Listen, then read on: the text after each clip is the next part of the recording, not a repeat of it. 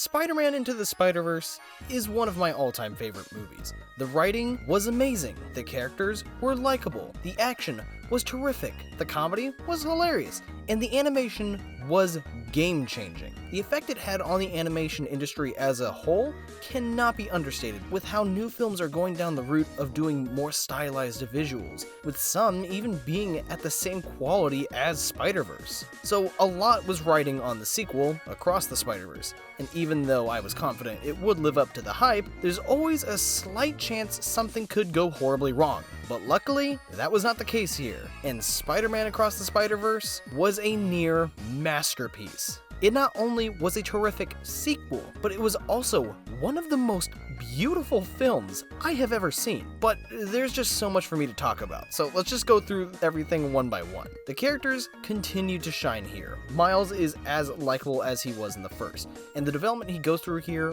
really helped expand his character, being both true to him and the general idea of Spider-Man. Like, the film is built around the central idea of forging your own destiny and not letting others tell you what you have to do.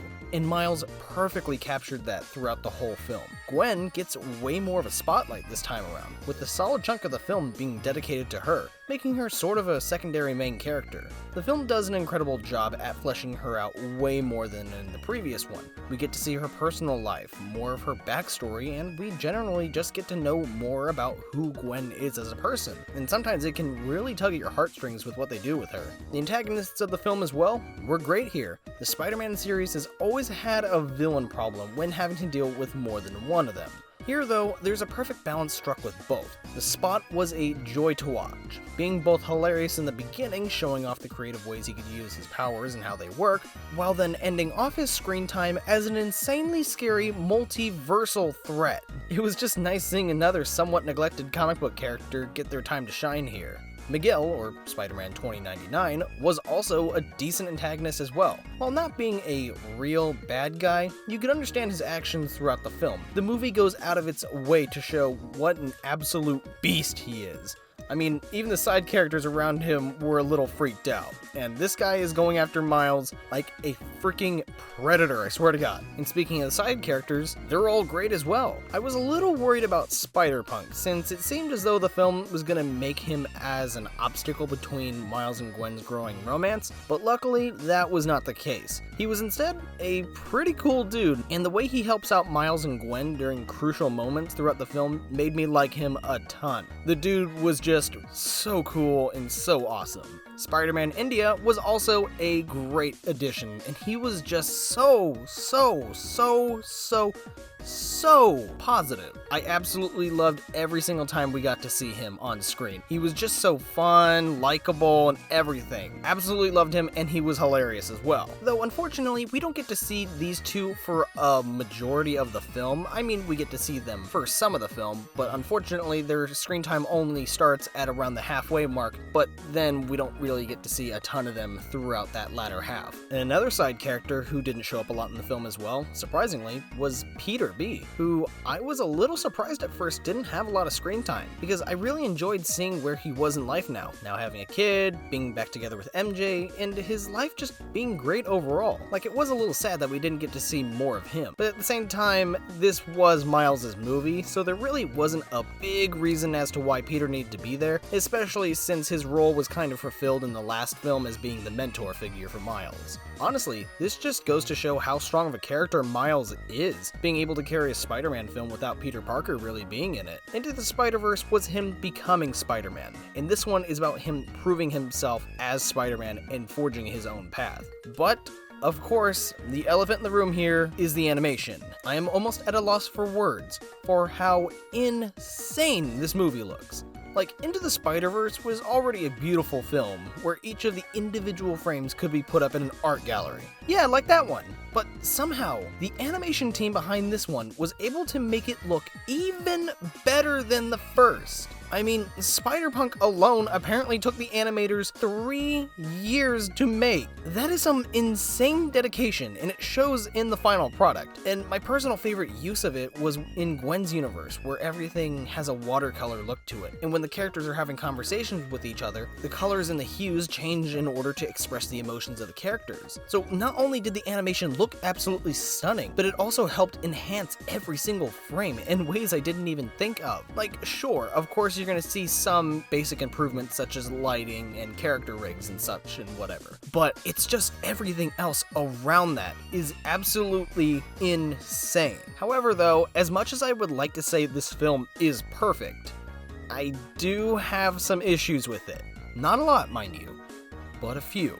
Firstly, the pacing. While I do think it is good and it does keep everything going well, it certainly made this 2-hour film feel shorter than it was, but it was pretty slow from time to time. A couple of moments felt like they were either a little too long or didn't go on for long enough, to some extent. This kind of affects the screen time of a lot of the side characters, who we don't really get to see enough of in my opinion. I do understand this is more of Miles's and to a lesser extent Gwen's story, but it would have been nice to see more characters like Spider-Man India and especially Spider-Punk, who does some pretty important stuff in the latter half of the film. And hell, characters like Spider-Woman are barely present in the movie. Just kind of wonder why she was even there in the first place when she didn't really play that much of an active role.